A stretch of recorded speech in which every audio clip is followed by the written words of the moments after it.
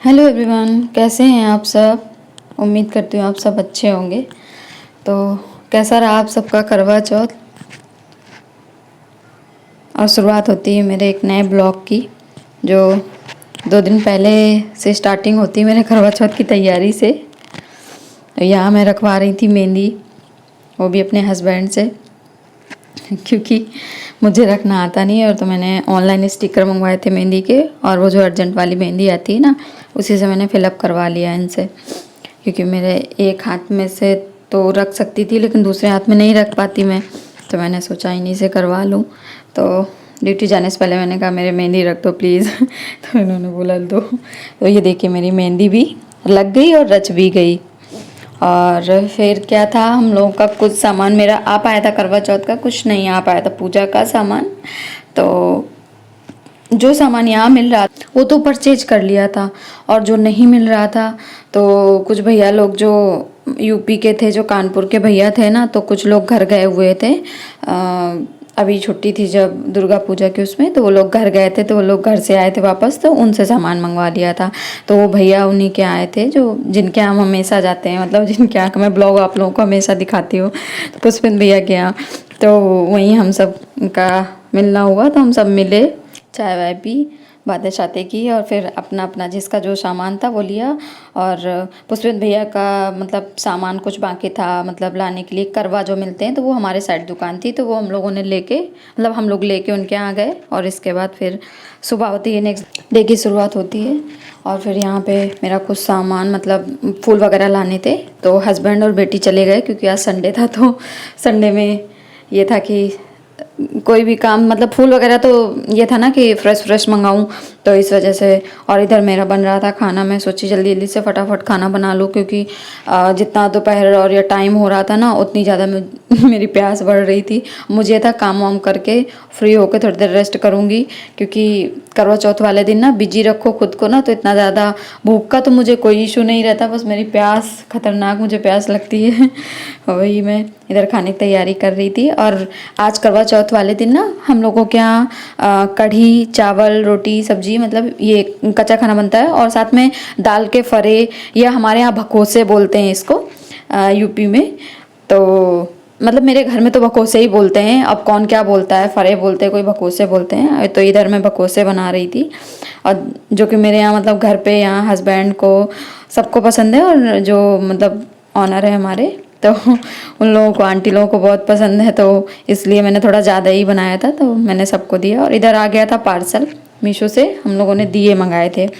काफ़ी अच्छा रिव्यू था, मतलब अच्छे दिए थे। और देखने में अब ये देखते हैं चलते कितने दिन हैं, क्या कैसा है। और इसमें ना नीचे सेल डले हुए हैं, वॉच वगैरह में जो सेल डलते हैं ना। और इधर मैंने जो कपड़े वपड़े निकाल रखे थे ना, तो उसका नित्या मतलब चुन्नी मेरी ओढ़ रही थी, ओढ़ ओढ़ के वो दुल्हन बन रही थी डांस कर कर दिखा रही थी हम लोगों को। और फिर हुई शाम, इसके बाद मेरे शाम की तैयारी शुरू हो गई। मैंने फटाफट आलता लगाया, मैंने सोचा ये सब छोटे मोटे, क्योंकि इधर अब नित्या सो चुकी थी, और नित्या सो गई थी, तो मैंने सोचा लगा लूँ, नहीं तो वो बहुत परेशान कर लेती और फिर फैला भी देती है कलर वगैरह। और इधर मैं पूजा की भी तैयारी साथ साथ में कर रही थी। मैंने सोचा पहले नेल पेंट और आलता वगैरह लगाने के बाद मैं इधर ये भी बनाऊँ चावल का, मतलब चावल को भिगो के रखते हैं, उसको पीस के, उसको आईपन बोलते हैं हमारे इधर। और फिर आटे के फरे बनते हैं, जो करवे में डाले जाते हैं, मिट्टी के करवे में डालते हैं हम लोग। और जो चावल का बनाते हैं ना, तो जब जहाँ ऊपर चंद्रमा जी को जब अर्घ देने जाते हैं, तो वहाँ पे। और ये था मेरा फाइनल लुक। हाँ, ये जो मेरी ड्रेस है ना, ये मैंने इंस्टाग्राम के पेज से मंगाई थी। अगर आप लोगों को पसंद आए या किसी को भी लेना हो, तो मेरे इंस्टाग्राम पेज में जाके स्टोरी में मैंने मतलब रील डाली हुई है, उसमें मैंने टैग किया हुआ है, तो जिसको भी चाहिए हो। और इधर मेरी पूजा शुरू हो गई थी शाम की, माता करवा की। और इधर मैं सारा भोग वोग लगा के, और फिर मैंने कथा मतलब पढ़ी मैंने, क्योंकि हम तीनों ही थे फ़ोटो खींचने वाले, ब्लॉग शूट करने वाले, मतलब मेरे हस्बैंड और मैं, बेटी क्या ही कर सकती, वो छोटी है अभी तो। और फिर इसके बाद पूजा नीचे की ख़त्म करने के बाद मैं ऊपर आ गई। फिर चंद्रमा निकल आया था, मेरे पूजा करते ही करते फिर चंद्रमा निकल आया, क्योंकि असम में थोड़ा जल्दी भी शाम होती है ना, तो जल्दी ही चंद्रमा निकलता है इधर। हाँ, तो चंद्रमा निकल आया, फिर मैंने ऊपर पूजा की।